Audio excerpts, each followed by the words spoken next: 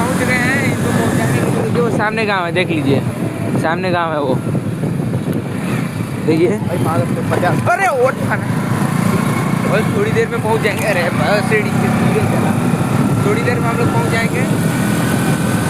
60-70 की स्पीड में चलता हुआ हमारा बाइक और खानाते हुए जा रहे हैं हम लोग।